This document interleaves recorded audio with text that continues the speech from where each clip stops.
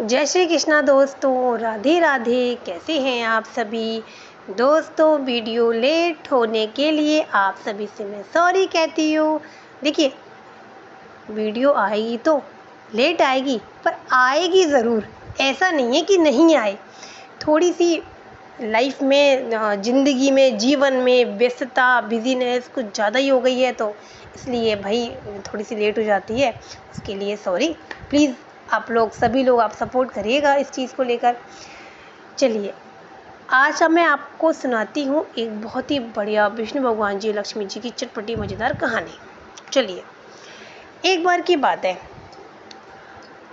ऊपर ऊपर में, स्वर्ग में, बैकुंठ में, मतलब यहीं पे जहाँ पे देवी देवता रहते, वहाँ पे तो सभी देवी देवता बैठे हुए थे। तो जब सभी देवी देवता बैठे हुए थे तो भाई अग्निदेव भी थे, वरुण देव भी थे, मतलब सभी सूर्य देव भी थे, सभी देवी देवता बैठे हुए थे। तो वो लोग बातें बातें में क्या होता है कि उनमें सब में ये हो जाता है कि मेरा प्रभाव ज़्यादा है। तो भाई दूसरे वाले बोलते हैं, हाँ तुम्हारा ज़्यादा है, पर मेरा भी कुछ कम नहीं है, मेरा भी ज़्यादा है। तीसरा वाला कहता है, तुम दोनों से मेरा ज़्यादा प्रभाव है।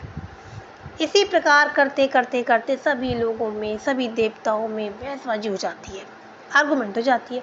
अब वहाँ पे उच्च लेवल के, मतलब हाई लेवल के देवी देवता भी बैठे थे, जैसे कि विष्णु भगवान जी, लक्ष्मी जी और ब्रह्मा जी, सरस्वती जी, महादेव, पार्वती जी, योग सब बैठे हुए थे। नारद मुनि तो रहती हैं। तो विष्णु भगवान जी, अब विष्णु भगवान जी और भाई महादेव तो फैमिलियर वाले हैं, है ना, इनका तो परिवार है। तो स्पेशली महादेव का तो है ही है, महादेव जी का तो है ही। तो क्या होता है कि विष्णु भगवान जी कहते हैं, जितना मेरा प्रभाव है ना, उतना तो किसी का नहीं है। पृथ्वी लोक पे, सभी लोग पे मेरा प्रभाव ज़्यादा है। अब भाई विष्णु भगवान जी बोले और तो पार्वती जी चुप रहे। ये कैसे हो सकता है ना? नारी तो सभी पे भारी होती है, चाहे वो भारत की हो, चाहे वो ऊपर की हो। तो भाई लक्ष्मी जी कहती हैं कि नहीं प्रभु, आपका है, पर आपसे ज़्यादा प्रभाव मेरा है। नहीं नहीं नहीं लक्ष्मी जी, मेरा बहुत है। नहीं नहीं, बोली नहीं, मेरा बहुत है।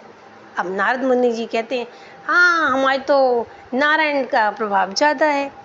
तो कहते हैं, सब लोग कहते हैं, हाँ। अब क्या होता है, पार्टीशन हो जाता है। किस तरीके से? आधे लोग विष्णु भगवान जी की तरफ हो जाते हैं, आधे भाई लक्ष्मी जी की तरफ हो जाते हैं। आधे लोग कहते हैं विष्णु भगवान जी का प्रभाव है, आधे देवता कहते हैं लक्ष्मी जी का प्रभाव है। अब आधे आधे के चक्कर में नारद मुनि जी कहते हैं, एक काम करते हैं प्रभु, ऐसे तो साबित होगा नहीं।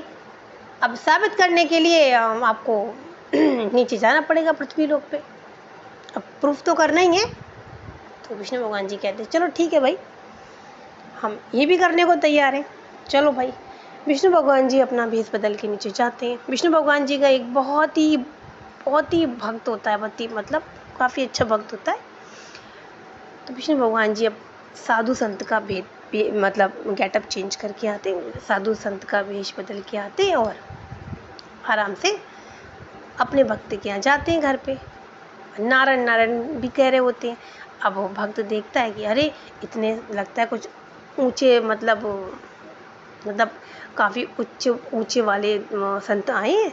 तो अपनी वाइफ से कहता है कि चलो चलो देखो, संत आ गए, संत जी आ गए, काफ़ी अच्छे हैं ये तो, लगता है कि काफ़ी उच्च लेवल के हैं। तो उनका मान सम्मान सत्कार सब करते हैं वो, उनका जो भक्त होता है, खूब उनको भोजन कराते हैं, बिठाते हैं।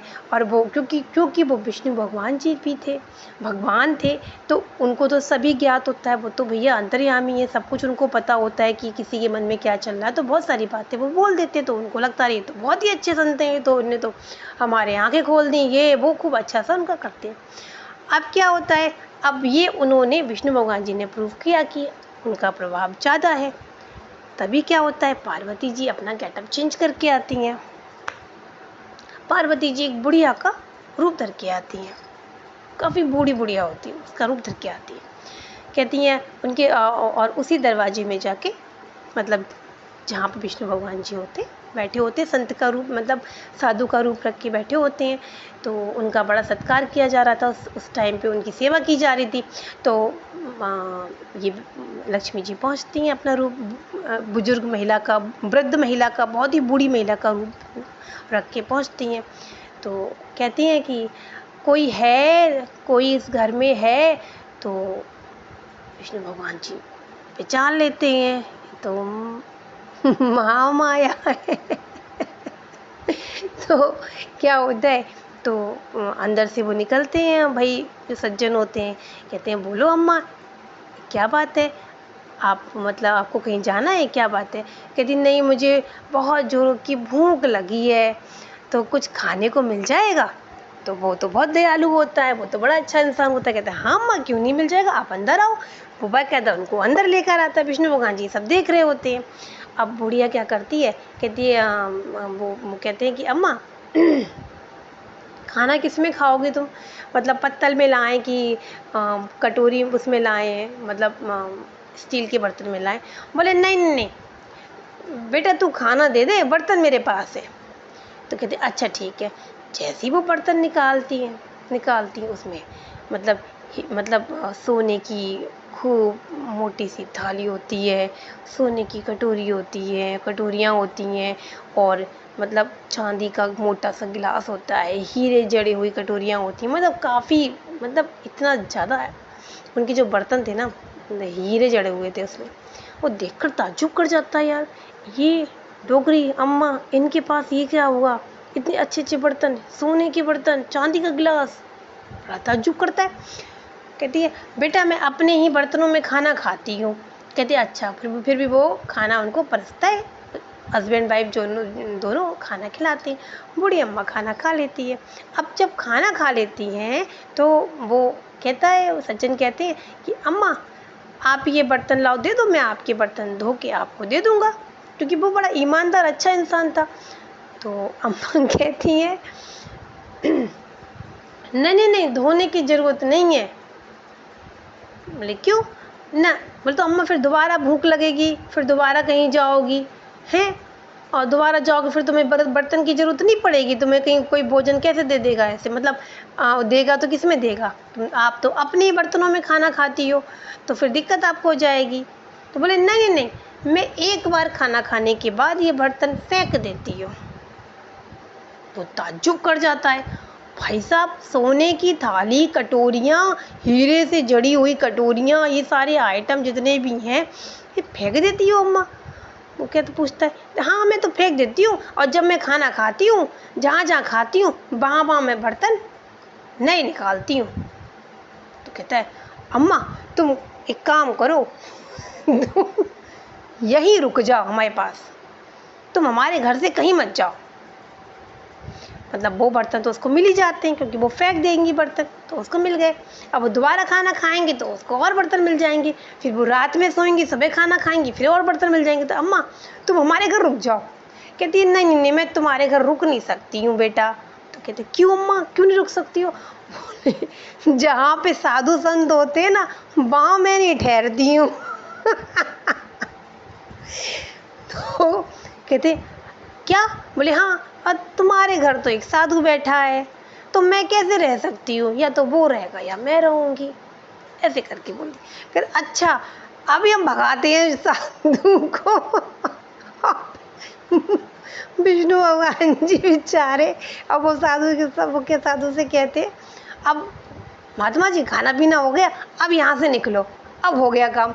तो कहते अरे बेटा नहीं, अब निकलो यहाँ से, निकलो। लक्ष्मी जी कहती हैं हम भगाएं, हम पीछे से और धक्का मारे तब निकलोगे। तो बेचारे विष्णु भगवान जी बाहर निकलते हैं, और वो जो बुढ़िया होती है, मतलब लक्ष्मी जी होती है, वो अपना असली रूप उनको सज्जन को दिखाती है, और विष्णु भगवान जी भी अपना असली रूप दिखाते हैं। तो वो ताज्जुब करता है, कहता हम लक्ष्मी नारायण, मतलब हम दोनों ही यहाँ रहते हैं, मतलब दोनों ही यहाँ का मतलब हम दोनों ही घर में रहते हैं, मतलब हम दोनों एक दूसरे के बगैर रह ही नहीं सकते हैं। क्योंकि जहाँ नारायण होंगे वहाँ लक्ष्मी अपने आप होंगी।